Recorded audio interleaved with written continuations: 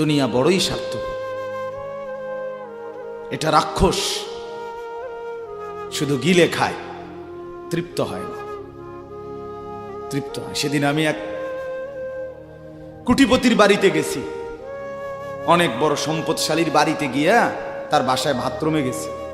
দেখি যে বাথরুমের যে দরজার যে সিটকারি লাগায়, তো সিটকারিটা আছে, কিন্তু সিটকারিটা যেটার মধ্যে লাগায় ছোট্ট বল্টু একটা, এটার মধ্যে লাগায় যেটার মধ্যে আর এটা নাই।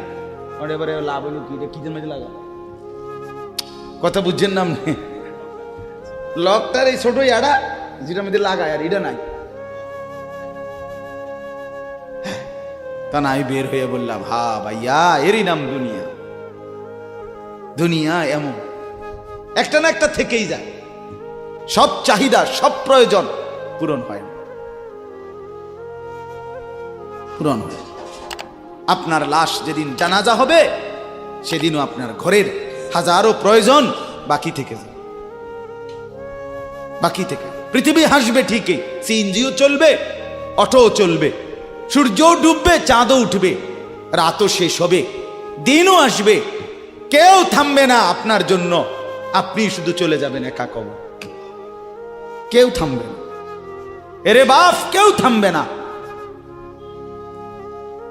ছেলেরা আজকে বন্ধুর পাল্লায় পড়ে নষ্ট হয়ে যাচ্ছে। আহ, সমবয়সী বন্ধু তোমার উলঙ্গ ছবি দেখায়া, নর্তকী দেখায়া শেষ করে দিল, তুমি বুঝলা না। সমান সমান বন্ধু একসাথে তোমার জুয়ার আড্ডায়, মদের আড্ডায়, নারীর আড্ডায়, আহ, আফসোসের ব্যাপার।